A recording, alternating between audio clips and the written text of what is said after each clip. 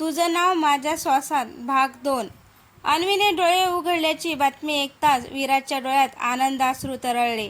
तो हळूच तिच्या बेडजवळ गेला. अन्वीने थकलेल्या नजरेने त्याच्याकडे पाहिलं आणि मंद हसली. तू आलास? विराजने तिचा हात हातात घेतला. मी आलो नाही असं कधी झालंय का? अन्वीच्या डोळ्यातून अश्रू वाहू लागले. मला वाटलं यावेळीही नशीब आपल्याला वेगळं करेल. विराज तिचे अश्रू पुसत म्हणाला. नशीब कितीही प्रयत्न करो, आता मी तुला सोडणार नाही. पुढचे काही दिवस अन्वी हॉस्पिटलमध्येच होती. विराज दिवस रात्र तिच्या जवळ बसून राहायचा.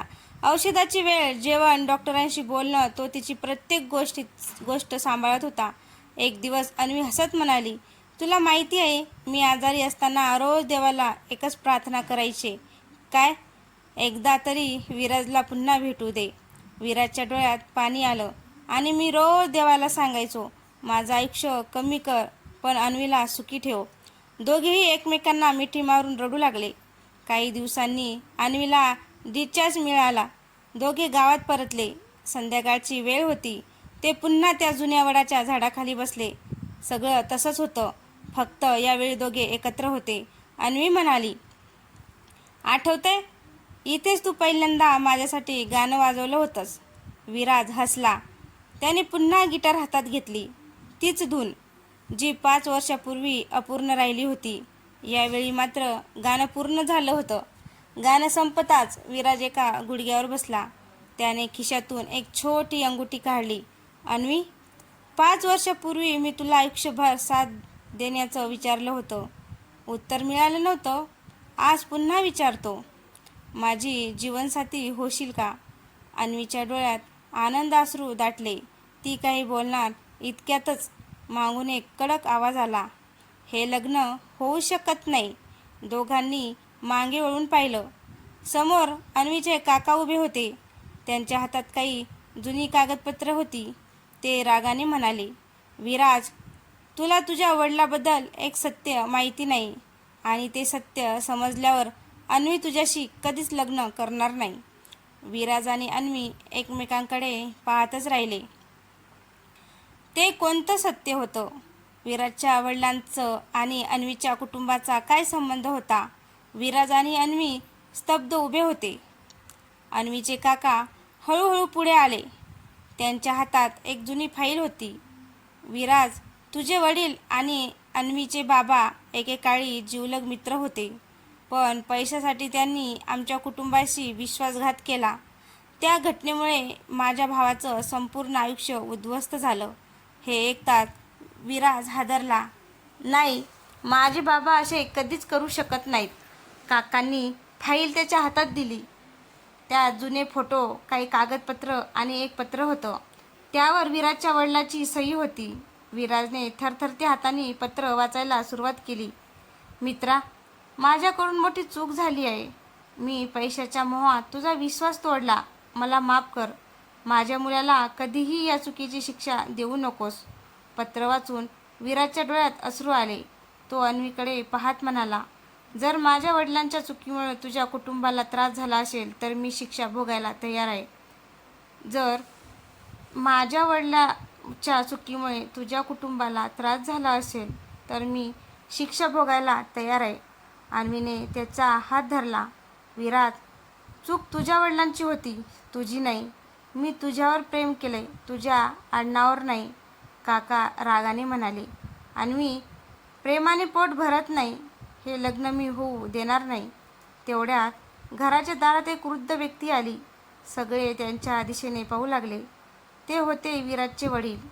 ते शांतपणे पुढे आले आणि अन्वीच्या काकासमोर हात जोडले. माझ्यामुळे जे झालं त्याची शिक्षा मला द्या, पण या दोघांना वेगळं करू नका. संपूर्ण घरात शांतता पसरली. अन्वीच्या काकाच्या डोळ्यातही पाणी आलं. ते काही बोलणार इतक्यात विराजच्या मोबाईलवर पुन्हा एक फोन आला. फोन उचलताच समोरून आवाज आला, सर, तुमच्या वडिलांना ज्यांनी त्या काळी फसवलं होतं तो माणूस सापडला आहे. सत्य काही वेगळंच आहे. विराज आणि त्याचे वडील एकमेकांकडे आश्चर्याने पाहू लागले. मग खराखुरा फोन ठेवताच विराजच्या चेहऱ्यावर अनेक प्रश्न उमटले. कोण होता फोनवर? अन्वीने घाबरत विचारलं. विराज शांत आवाजात म्हणाला, आपल्या गावातले निवृत्त पोलीस निरीक्षक देशमुख सर. ते म्हणाले, बाबांनी विश्वासघात केला नव्हता. त्यांच्याकडे त्यांचा पुरावा आहे. हे ऐकताच अन्वीचे काका संतापले. हे अशक्य आहे. आम्ही स्वतः त्या दिवशी सर्व पाहिलं होतं. विराजचे वडील डोळे खाली करून म्हणाले, मी आजपर्यंत शांत राहिलो कारण मला वाटलं सत्य सांगितलं तर आणखी लोकांचं आयुष्य उद्ध्वस्त होईल. पण आता वेळ आली आहे. दुसऱ्या दिवशी सकाळी सगळेजण देशमुख सरांच्या घरी गेले. देशमुख सरांनी कपाटातून धुळीने माखलेली एक लोखंडी पेटी बाहेर काढली.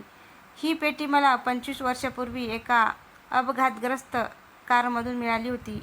त्यावेळी मला तिचं महत्त्व समजलं नव्हतं. पेटी उघडताच त्यातून काही जुनी कागदपत्र, एक डायरी आणि एक ऑडिओ कॅसेट बाहेर आली. देशमुख सरांनी जुना टेप रेकॉर्डर सुरू केला. कॅसेटमधून एक आवाज ऐकू आला, रमेशला विराजचे वडील काहीच माहिती नाही. सगळा दोष त्याच्यावर टाका. जमीन आपल्या नावावर झाली की सगळे पुरावे नष्ट करा. खोलीत एकदम शांतता पसरली. विराजचे वडील रडू लागले. मी सांगितलं होतं मी निर्दोष आहे, पण माझ्यावर कुणी विश्वास ठेवला नाही. अन्वीच्या काकाच्या हातून कागद खाली पडले. त्यांना त्यांच्या चुकीची जाणीव झाली. ते विराजच्या वडिलांसमोर हात जोडून म्हणाले, मला माफ करा. मी आयुष्यभर तुमचा द्वेष करत राहिलो. विराजचे वडील त्यांना मिठी मारत म्हणाले, जुन्या जखमा विसरूया. आपल्या मुलांचं भविष्य सुंदर बनवूया. काही दिवसांनी गावात विराज आणि अन्वीच्या लग्नाची तयारी सुरू झाली. संपूर्ण गाव आनंदात होतं. लग्नाच्या आदल्या रात्री अन्वीने विराजला फोन केला. उद्या सकाळी मला त्या वडाच्या झाडाजवळ भेट. शेवटचं एक सरप्राईज आहे. विराज हसला. नक्की येईल. दुसऱ्या दिवशी पहाटे तो वडाच्या झाडाजवळ पोहोचला. पण तिथे अन्वी नव्हती. फक्त तिचा मोबाईल आणि एक लाल गुलाब जमिनीवर पडलेला होता. तेवढ्यात विराजच्या मोबाईलवर एक मेसेज आला, जर अन्वीला जिवंत पाहायचं असेल तर पोलिसांना खबर देऊ नकोस आणि एकटाच जुन्या कारखान्यात ये. विराजच्या हातातून मोबाईल खाली पडला. त्याच्या आयुष्यातील सर्वात मोठं वादळ पुन्हा सुरू झालं होतं.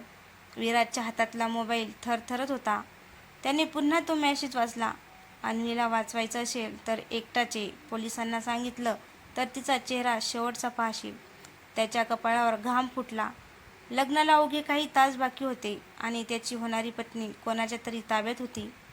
विराजने कोणालाही काही न सांगता गाडी सुरू केली. गावाबाहेरचा तो जुना कारखाना 20 वर्षापासून बंद पडलेला होता.